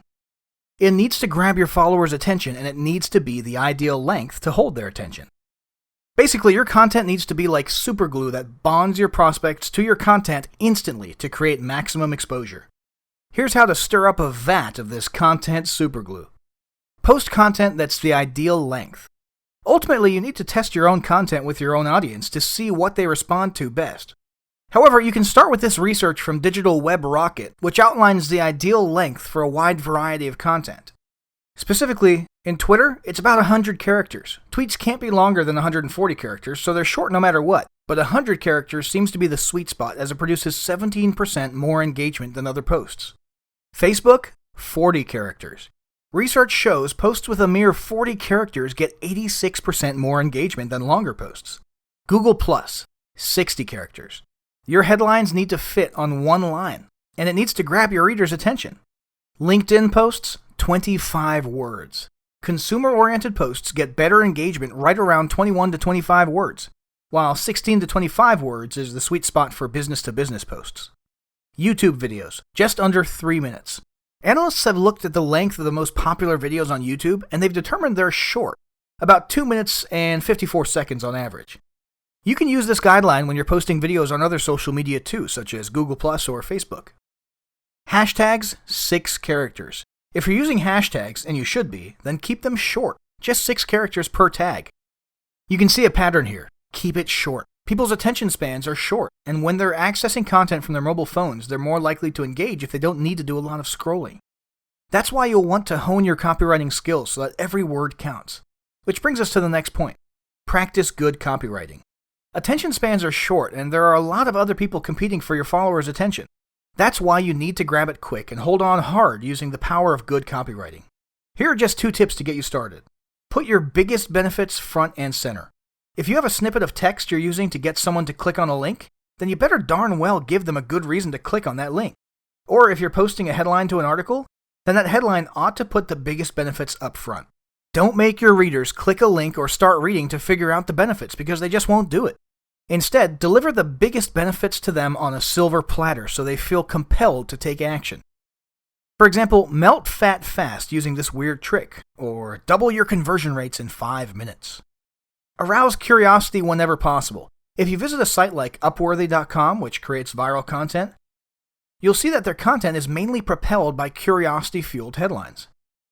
For example, the incredible golfing secret of the one-armed golfer. Or the shocking truth about your metabolism.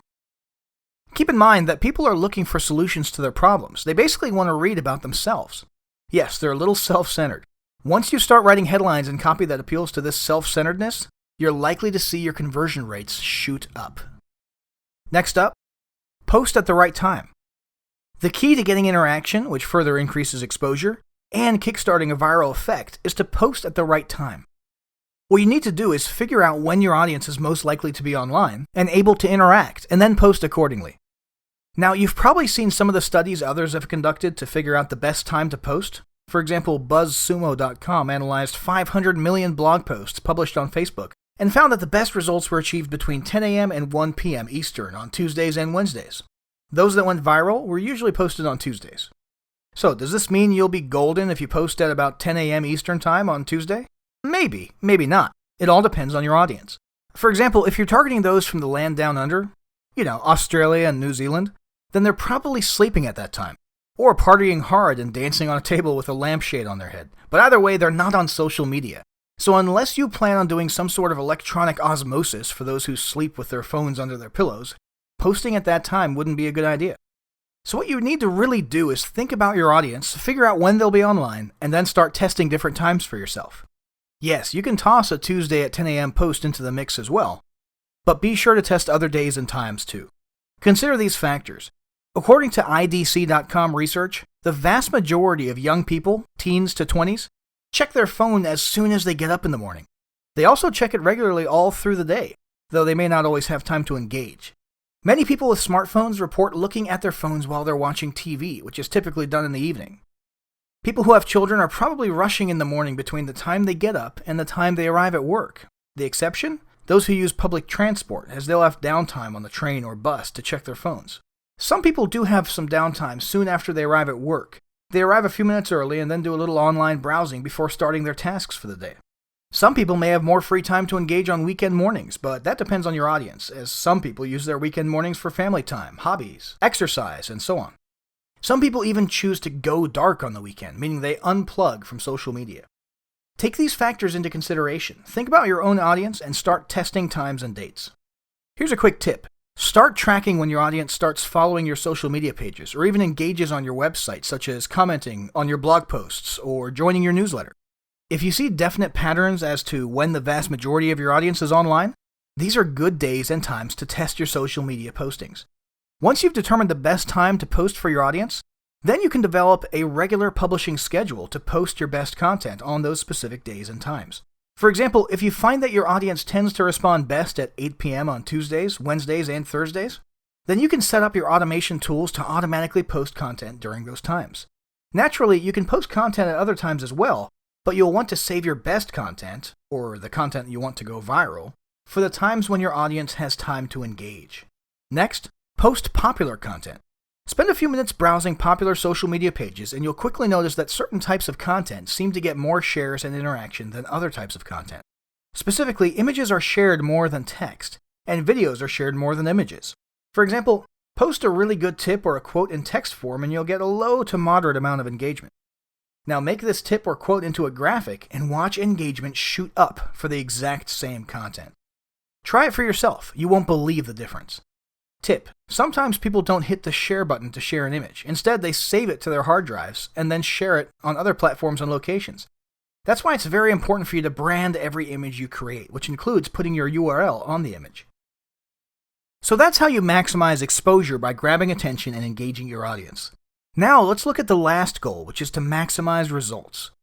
When people like your posts, that's cool, but these likes don't create a viral storm, and likes don't pay the mortgage bill. So ultimately, your goal is to get your followers to take some specific action. Depending on what type of content you're posting and the purpose of this content, your goal action might be sharing your posts so it goes viral, clicking on a link, picking up the phone to call you, purchasing a product, joining your newsletter list, requesting information from you, following you on a different social media channel. Those are just a few of the top examples. You may have other ideas of what you want your followers to do. Before you post a piece of content, you need to decide its purpose. Generally, each piece of content should have one primary purpose. Everything about the content should be geared towards achieving this purpose. Now, we talked about some of these possible goals at the beginning of this course, such as increasing brand awareness, driving traffic, boosting conversions, generating sales, raising awareness about a related social issue, and so much more. These aren't just goals for your entire social media strategy. They're also goals for each piece of content you create. Point is, if you don't have a goal in mind when you post a piece of content, then you need to ask yourself why you're even posting it. Now here's the key to getting people to take action. You need to post a call to action. This is where you specifically tell people what you want them to do next. For example, click here now to claim your free report. Or like this if you agree. Give your friends a smile by sharing this with them right now.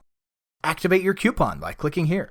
And here's something important to keep in mind. Merely telling people what to do, like click here, isn't going to create a whole flurry of action.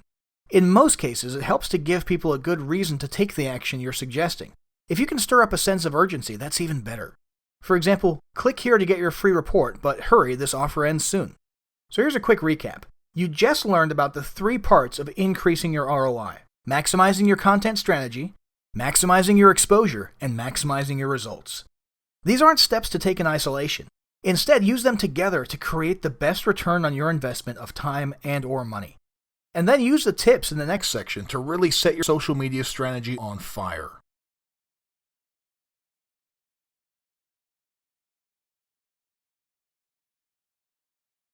Eric Coleman says, "We don't have a choice on whether we do social media. The question is how well we do it." Your overall social media strategy is designed to meet your business goals, such as generating leads and sales.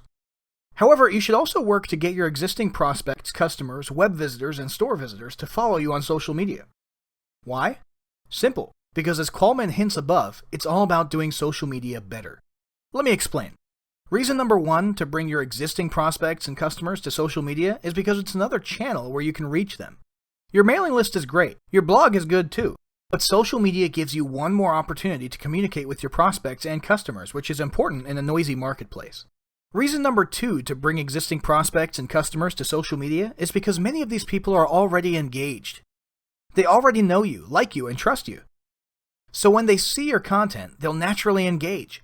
In turn, this creates more exposure, and if they're sharing your content, you'll get a viral effect too. You see, the people who are most likely to share your content are those who already know you. Your satisfied customers and other people with whom you've built a relationship are capable of sending you warm leads, so take advantage of this by engaging them on social media. So here are some ways to expand your social media networks. Place social media buttons on your website. You can put links to all your social media accounts with a call to action such as follow us on Facebook. You can put these calls to action in your sidebar, on purchase confirmation pages, and on your blog.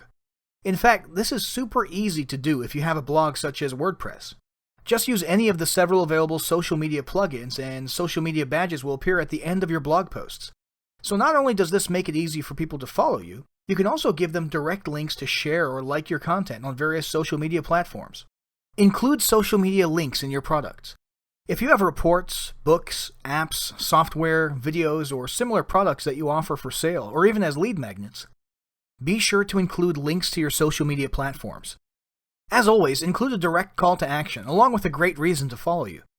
For example, follow us on Facebook to enter the contest, or follow us on Twitter to get late-breaking news, or follow us on Instagram to see mind-blowing transformation photos. Next, tell your mailing list. You might include a link to your social media accounts along with a call to action in the header or footer of all your emails.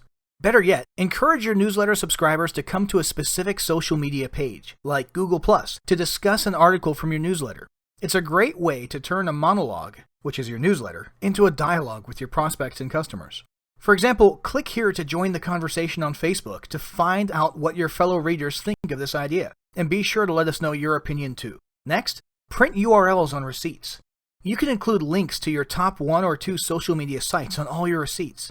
This includes both the print receipts as well as the digital receipts, since some folks will print off digital receipts. Send ride-alongs and shipments. If you send out packages in the mail, then you can share your social media links on a flyer. As always, give people a good reason to follow you on social media. For example, follow us on Twitter to get a discount coupon to use on your next purchase. Print links on advertising specialties. If you send out branded merchandise to customers, you can include your social media links as space allows. For example, you probably wouldn't put your links on a pen since you'd reserve your web links for that valuable space. On the other hand, you have plenty of room to print your links on a branded calendar. Print links in ads. If you're placing direct response ads, then you probably won't want to print your social media links, as you'd rather have prospects head directly to your sales page. However, depending on your niche and offer, it might make sense to include a social media link in ads. For example, local businesses like restaurants might post social media links, especially if those social media links include consumer reviews. In other words, sending people to a social media link can be a powerful form of social proof.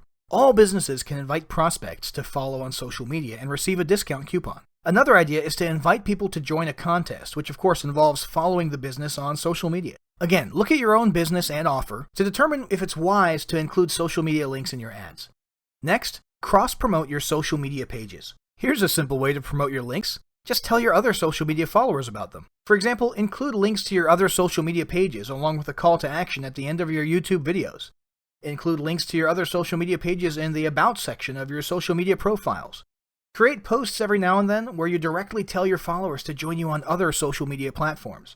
Be sure to ask your followers to retweet your messages. Next, use social share tools. As mentioned earlier in this guide, you need to provide a call to action. You need to take people by the hand and tell them exactly what you want them to do and give them a good reason to do it. Here's a reason. If your prospects take the recommended action, you'll give them a really good reward. This reward might be a free yet valuable product, such as an app, book, or video. In other words, you bribe prospects into taking action. This is exactly what social share tools like Perkzilla over at perkzilla.com can do. And you can use this tool to grow your social media networks. Here's how it works. You select an in-demand product that you know your prospects really appreciate and value. Then you offer this product for free in exchange for your prospects sharing your content on social media. Once your prospect shares on the sites of your choice, such as Facebook, the app unlocks their free gift and gives them instant access to it. It's a win-win situation. Your current followers get valuable products, and you get exposure to your followers' friends. So here's a quick recap. The bottom line is, whenever you reach out to communicate with your existing prospects and customers, you have an opportunity to invite them to join you on social media. And it's a good idea to get these existing customers on social media because they'll help you ramp up interaction, exposure, and the viral effect. Now, one thing we've been talking about here in this section and elsewhere is how tools can help you build, run, and manage your social media platforms. And so, that's what we're going to be covering in the next lesson.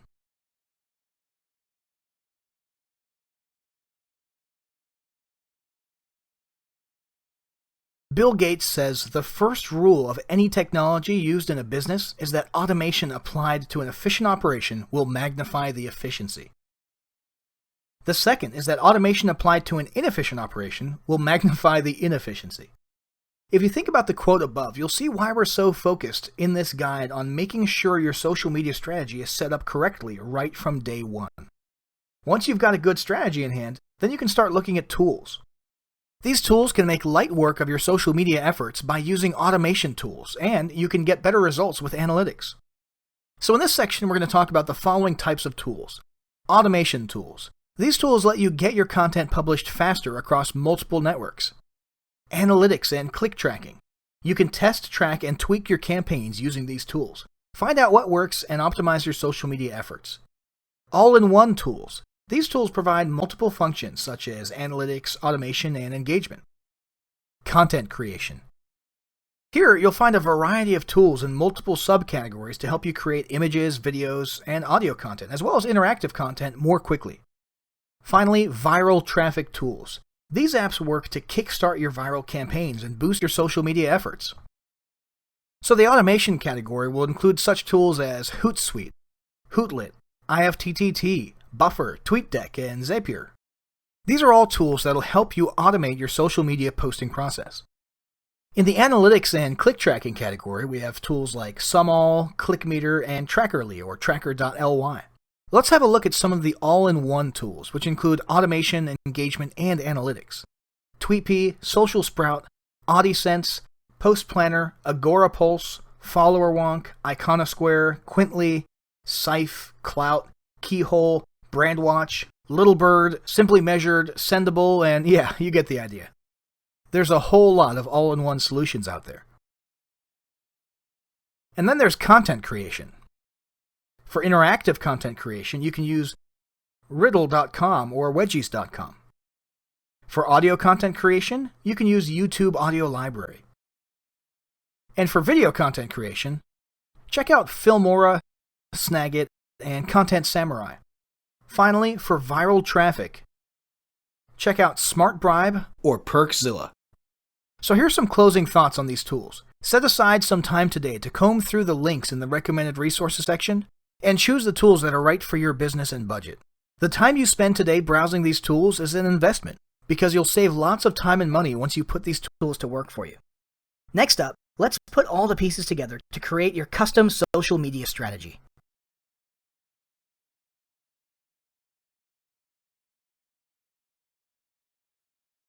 Al Reese says strategy and timing are the Himalayas of marketing. Everything else is the Catskills. At this point, it's pretty clear social media needs to start playing a role in your overall marketing strategy. And you need to create a good social media strategy if you want to get great results. Here's something else. Even if you do not engage in social media, you're sending a message loud and clear. What message? A message that you're not current with the times. A message that you don't find your customers and prospects' preferred communication channel to be all that important. A message that says, go ahead and do business with my competitors because I really don't have the time to interact with you. Of course, you certainly wouldn't intend to send that type of message. You certainly wouldn't think it, and for darn sure you wouldn't say anything like it. But that's besides the point, because this is the message your customers hear. The good news is that you're not going to have this problem. That's because you've been reading through this guide, so you now know a whole lot more about social media marketing than the average business owner. And you're just about ready to create and unroll your social media strategy. That's what this chapter is going to show you how to do. We'll take all these pieces and parts you've been learning about in this guide, and we'll put them together into one solid strategy that you can use to grow your business. Let's jump in. Here's a step-by-step plan for you, which you can implement using the information you already learned in this guide. Step 1. Define your goals. As you learned right in the beginning of this guide, your very first step is to decide what you want your social media presence to do for you. For example, do you want to drive traffic to specific links, build your brand, generate leads, boost conversions, create sales? Those are just a few of the ways you can use social media. Go back to those first few videos to refresh your mind on many of the other ways. What you're going to do is decide what your primary goal is on social media. This is one goal that's more important to you than all the others. This primary goal is going to drive your entire social media strategy. Every piece of content you post is going to serve as a step towards your goal. Of course, that doesn't mean you need to create just one goal. You certainly can and should lay out your secondary goals as well. Then, when you create your strategy or create a piece of content, you can check that it's a step towards your primary goal and also check to see if it supports your secondary goals. You'll get an example of this in Step 5, but first, let's work through the next steps. Step 2, profile your audience. Next, you need to really take a close look at your audience to determine who they are and what they want. Again, go back to that original market research video for a refresher on this topic. This step will help you to do two things. It'll help you figure out what kind of content to post, as your research will tell you what people in your niche want. And secondly, it'll help you determine the best social media platform, as you can compare your audience demographics to the platform demographics. Step 3, determine the best platform. There are a lot of social media platforms currently online, and new ones are springing up all the time. If you use the shotgun approach, you're just going to end up wasting bullets. And of course, by bullets, I mean time and money. So instead, you'll want to take a more methodical approach. As you discovered earlier, there are 7 main social media platforms for you to consider using. These popular platforms include LinkedIn, Facebook, Twitter, Instagram, Google+, YouTube, and Pinterest. Your mission is to determine the following. Number 1, on which platforms is your audience most likely to congregate? This is where you compare your audience demographics with the information about the platforms. Number 2, of the platforms where your audience congregates, which platforms will help you best achieve your goals? This is where you look at how the platform works and whether it's best designed for branding, driving traffic, and so on. Remember, you're just going to select perhaps 2 platforms and focus on those 2 platforms for starters. Step 4, choose your tools. Next, you're going to decide what types of tools you want to use. You'll want to take some time to figure out what your needs are in terms of content creation, design, automation, tracking, and so on. Then spend time going through the links provided in this guide to determine the best tools for your needs. It's a good idea to select your tools early on for these 2 reasons. You can start using them immediately so you can get your social media strategy off to a good start, and it's often easier and saves time to set up the tools at the same time as you set up your social media accounts. Next step, Step 5, create a content plan. In this step, you need to create your content plan. Now there's 2 parts of this plan to consider. Part 1, the kind of content you'll create and post. Part 2, when you'll post content. Let's look at these issues separately.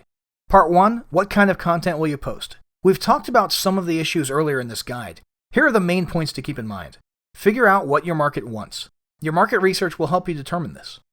Analyze other people's social media content to determine what sort of content, both the topic and the format, seem to be the most popular in your niche. Understand that certain types of content get better engagement. Earlier, you learned that graphics do better than text, and videos often do better than both graphics and text. You also learned about the ideal length of content. You'll need to test these things out for yourself. In addition to choosing the type of content that's most likely to get a good response, you also need to create content that supports both your primary and secondary goals. Let me give you an example. Let's suppose your primary goal is to generate leads, and one of your secondary goals is to build brand awareness. So let's suppose you put out a short how-to video. In order to generate leads, you'll need to make sure your video possesses these characteristics. It's extremely informative and solves a part of your prospect's problem. It's short and entertaining to hold attention. It offers something novel. Not only does this help drive people to your website to see what else you can offer, which supports your primary goal, it also creates a viral effect which supports your secondary goal as you build brand authority. It includes a link and a call to action at the end of the video to drive people to your lead page. This is your primary goal. It's branded in a way that people know who put the video out after they've watched it for just a couple seconds. This supports your secondary goal. It's part of an intriguing video series. This supports your secondary goal. So you get the point. Whenever you create a piece of content, be sure it supports your primary goal and, whenever possible, your secondary goal as well. Here's a quick tip. Be sure to post a variety of content. Not only does this keep your viewers engaged, but it also gives you a feel as to what type of content they respond to the best. Here's another tip. Be careful about promos. If you do too many, you're going to turn off your followers. If you do too few, your followers might feel like they're not getting any special perks, such as special discounts in exchange for following you. Now let's move on to part 2 of your content planning strategy. When will you post content? As mentioned earlier in this guide, you need to determine the best time to post content for your audience. You'll want to track shares, likes, and comments in order to figure out which days and which times create the desired response.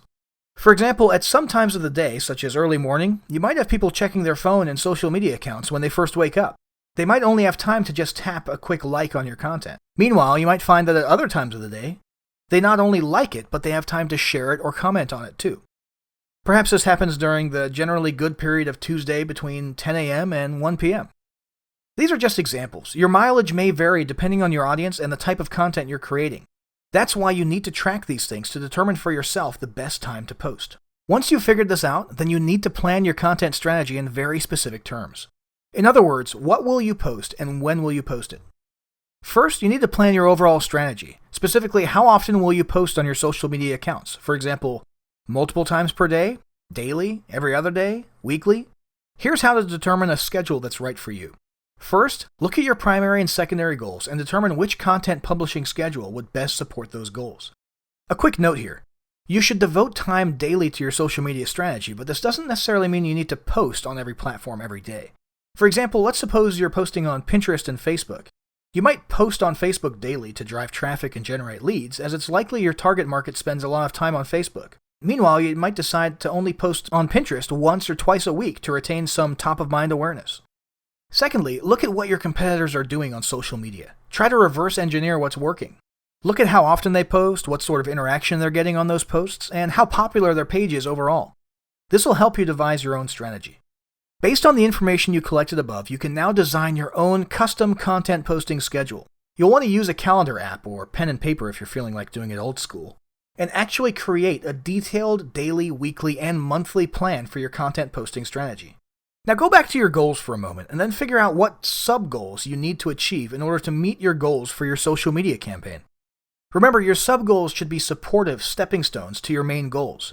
These sub-goals might include getting a certain number of shares on a piece of content, getting X number of new followers each week, and so on. Now, based on these goals, you can start designing your monthly content strategy. In other words, what do you need to do each month in order to hit your goals? Once you know what you're going to do each month, then you can break these tasks up into weekly and daily to-do lists. You can plan the following: exactly what type of content you'll create each week to support your goals, exactly how and when you'll create content. For example, do it yourself on Monday mornings or outsource the task to someone else. Exactly when you'll post this content, for example, daily at 10 a.m. with the viral content going out on Tuesdays. And exactly how you'll post this content. For example, will you be using automation tools to make it easier? Once you have your plan, then be sure to schedule time on your calendar each day or each week to create and post content according to your plan. Step 6. Grow your platforms. In the previous step, you devised your content strategy. Now in this step, you need to devise your plan for growing your platforms. That is, how will you expand your networks on each of your active platforms? You've already received plenty of ideas inside this guide. Now what you need to do is start implementing these ideas. Some of these ideas you just do once, such as adding a link to your receipts. Other ideas you'll do on a regular basis, such as inviting social media followers on one platform to follow you on another, blogging about your platforms, telling your newsletter subscribers, creating viral content to get more exposure, and so on. Point is, you need to plan your strategy by detailing what steps you'll take every day, week, and month to grow your platforms. Then add these tasks to your planner and to-do lists. And finally, step 7. Track, test, and tweak. You've created both a content strategy and a strategy for growing your platforms. Now what you need to do is make sure your strategies are working. That's why you'll need to track, test, and tweak everything to be sure you're hitting your targets. Check the resources section to get your hands on some tools that will let you track and analyze your results easily. So, you've got a plan in hand. You've got the complete details of how to implement your plan inside this guide. So now it's time to take action. Not tomorrow, not next week, not later or any other vague point in the future. Start right now while everything is fresh in your mind and you're excited about what your social media strategy can do for you. I'm talking generating leads, growing your lists, boosting your conversions, driving sales, building brand awareness, and so much more. All of these benefits and more are yours for the taking. Your social media strategy can make it happen. So roll up your sleeves, lay down your plans, and get ready for some great results.